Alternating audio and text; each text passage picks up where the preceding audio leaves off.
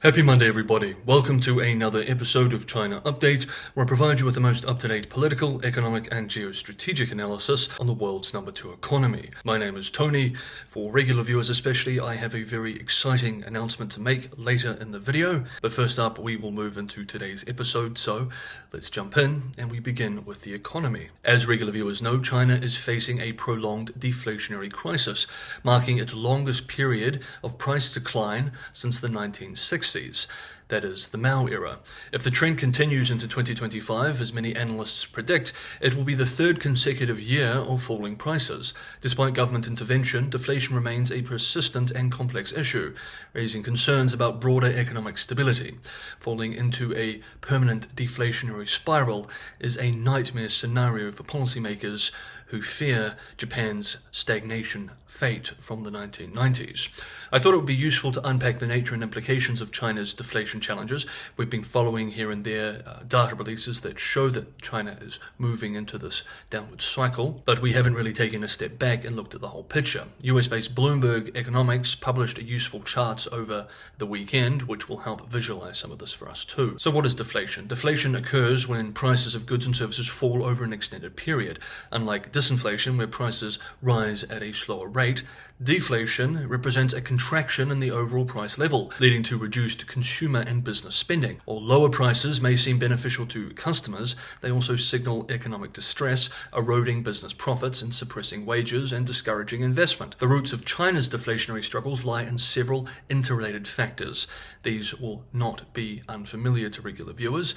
While many major economies experienced inflationary pressures post-pandemic due to supply chain disruptions and increased demand, China's economic reopening did not lead to a comparable consumer spending surge. Several key issues have contributed to China's deflationary spiral. 1. Weak consumer spending. Household confidence remains low due to economic uncertainty and a struggling real estate sector. Consumers are reluctant to make significant purchases, expecting further price declines. 2. The property market slump. A prolonged downturn, years long now, in China's real estate sector, traditionally a key economic driver, has led to declining housing prices and reduced investments. 3. Regulatory crackdowns. Increased regulation in high-paying sectors like technology and finance has resulted in job losses and salary reductions, dampening purchasing power. 4. And this is the big one, overproduction in manufacturing. Government policies aimed at bolstering high-tech manufacturing have led to oversupply in certain sectors, forcing businesses to lower prices and stimulate demand. As regular viewers know, this has also exacerbated trade tensions with many of China's key trading partners, from the US and the EU in the developed world to Turkey and India in emerging economies. Now, indeed, both fiscal and monetary support typically now support the supply side, as capital has shifted from property and infrastructure to manufacturing, not the demand side. With weak domestic demand and trade tensions overseas, the supply side support is only exacerbating overcapacity, reinforcing deflationary forces. Deflation presents a unique challenge to economic growth. Persistent price declines can discourage consumer spending, leading to a cycle where businesses experience lower revenues, cut wages, and reduce hiring. This, in turn, further depresses demand, exacerbating economic stagnation. Additionally, and this is important for those concerned that China could face a Japan-style period of stagnation, also known as a balance sheet recession, deflation increases the burden of real debt, making it costlier for businesses and households to service loans. And while there is a lot of talk of high debt levels in the West, which there are, debt levels in China, whether it's measured at the household level, at the business level, or at the local government level, are historically and comparatively very high, much higher than any Western country. This can all lead to rising defaults, stress in the banking sector, and broader financial instability. Now the question is, why is China's deflation hard to fix? Unlike previous downturns where Beijing responded with aggressive fiscal and monetary stimulus, policymakers have been more cautious. The government has steered away from excessive infrastructure spending and property market bailouts, focusing instead on fostering innovation and technological advancements. Whether this will be successful or not, of course, remains to be seen. Efforts to counter deflation include multiple interest rate cuts by the People's Bank of China, incentives for home buyers, and subsidies for key industries. However, these measures have had limited to little success in reversing the downward price trend. The government's record-high borrowing in 2025 aims to inject fiscal stimulus, but the scale remains smaller than previous economic crises. What's more, the renewed trade conflict between China and the United States under President Donald Trump has further complicated China's economic recovery. The 20% tariffs imposed on Chinese goods have weakened export growth, adding to deflationary pressures. With other countries, including South Korea and Vietnam, imposing tariffs on Chinese steel, global trade tensions continue to weigh on China's economic outlook. China's persistent deflation has far-reaching consequences for global markets.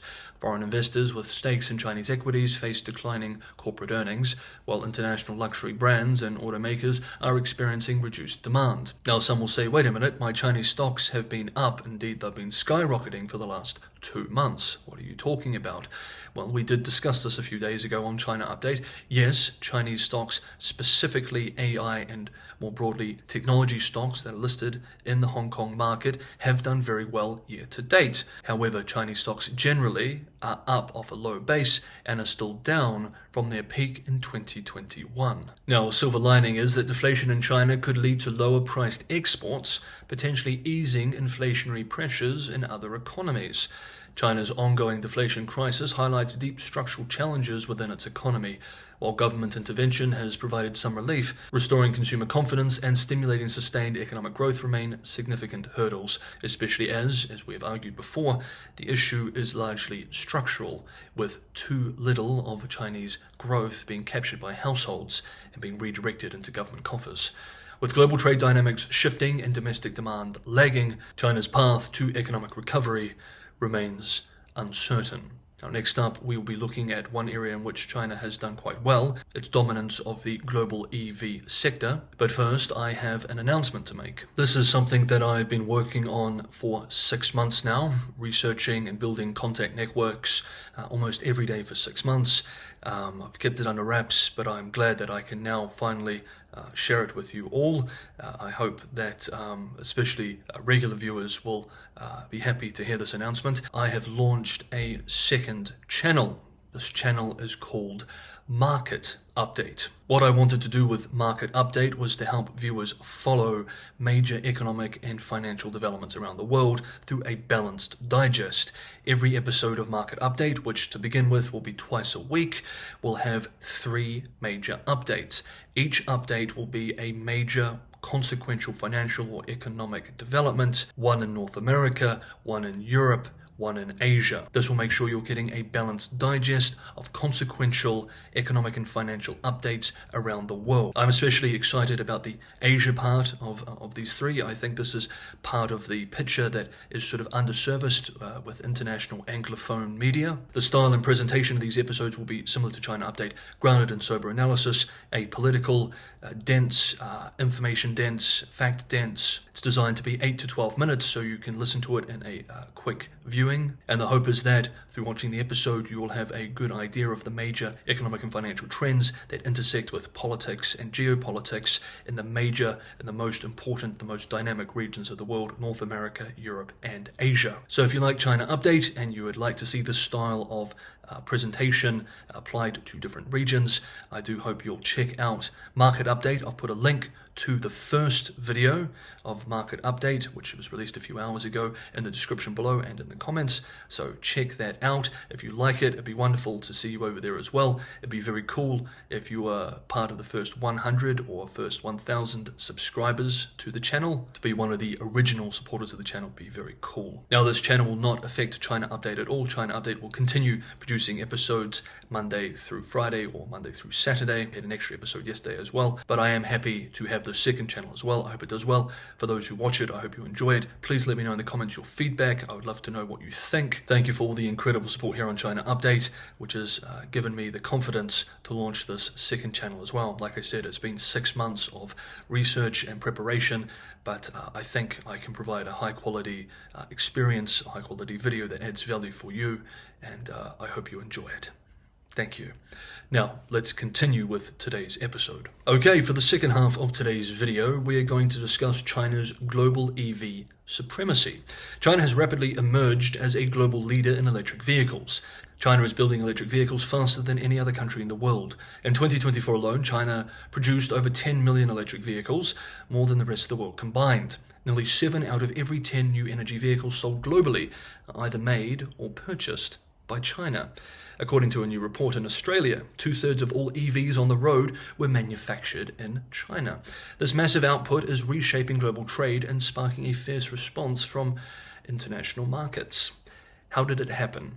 In the early 2000s, Beijing recognized that it was unlikely to surpass established automakers from the United States, Germany, and Japan in internal combustion engine technology. Instead, the government decided to focus on an emerging industry, battery-powered vehicles. EVs presented a unique opportunity for China to leapfrog traditional car manufacturing powerhouses, while also addressing critical national issues like air pollution and reliance on imported oil. The turning point came in 2007 when Wang Gang, an auto engineer with experience in Germany, became China's Minister of Science and Technology.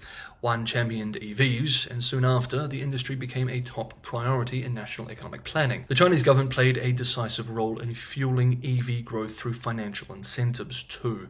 From 2009 through 2022, it injected over $29 billion in subsidies and tax breaks, making EVs more affordable for consumers and viable for manufacturers. Additionally, local governments provided procurement contracts for EV buses and taxis, ensuring a steady demand even before the consumer interest took off. Now, if you include all secondary support from the state, from tax breaks to land grants to subsidized credit, the support for the EV industry in China is likely worth more than $100 billion over a decade.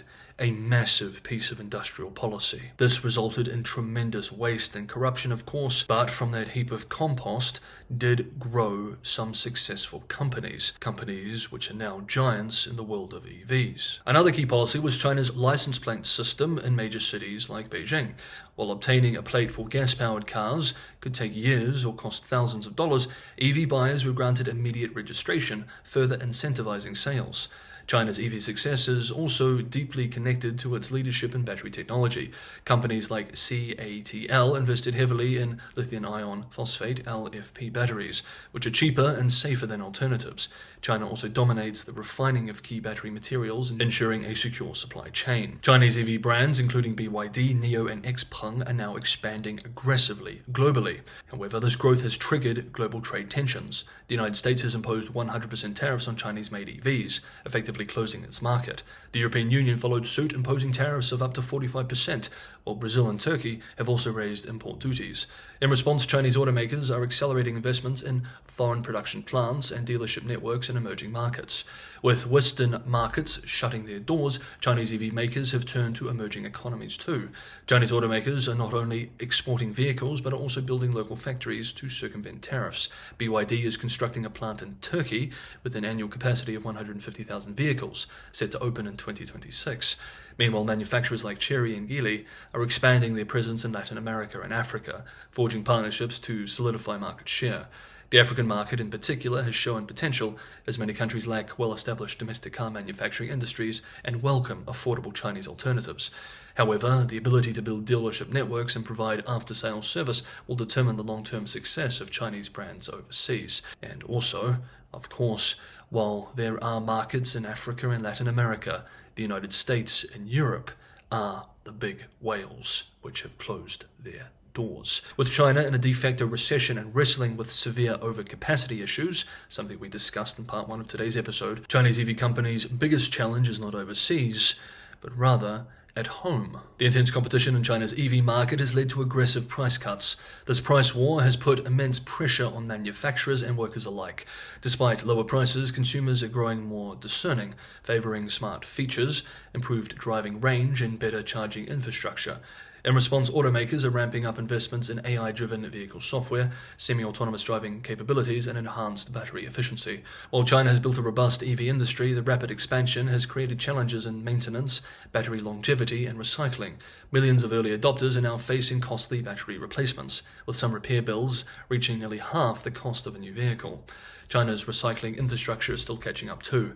An estimated 580,000 tons of retired batteries were generated in 2023 alone. Zhang Zheming, a researcher at the Shenzhen Automotive Research Institute, recently observed, quote, "Over 75% of retired batteries are still being handled by unqualified workshops," end quote. With over 20 million EVs on China's roads, the demand for skilled repair technicians is also skyrocketing, yet vocational training has lagged behind. China has nearly 400,000 gasoline car repair shops, but fewer than 20,000 specialized EV repair centers. Customer trends are also shifting. While EV adoption in major cities like Shanghai and Shenzhen is nearly saturated, rural areas and smaller cities are becoming the new frontier. Government incentives and infrastructure projects are accelerating EV uptake in these regions, ensuring continued domestic growth. But with chronically weak consumption and massive overcapacity in the sector, one of the biggest issues is simply finding markets to sell to domestically, which is why so many have turned to overseas markets. This has resulted in price wars and a bloodbath as dozens of EV companies fight to survive, and it is likely that dozens will go out of business. At the end of it will likely be a small group of survivors who make it through this baptism by fire. While this will be devastating to dozens of EVs and those consumers who own their products, it may result in a small group of incredibly competitive and highly efficient producers, strengthening China's dominance in the global EV industry. For now, the road ahead remains uncertain, but one thing is clear. China has already redefined the global automotive landscape, and its electric vehicle revolution is far from over. Okay, that is today's episode of China Update. Thank you so much everybody for watching. If you enjoyed today's video, don't forget to hit the like button. If you have the time, make sure you jump over and check out Market Update and let me know what you think. Thank you for watching today's episode. Have a great Monday, and I will see you all tomorrow.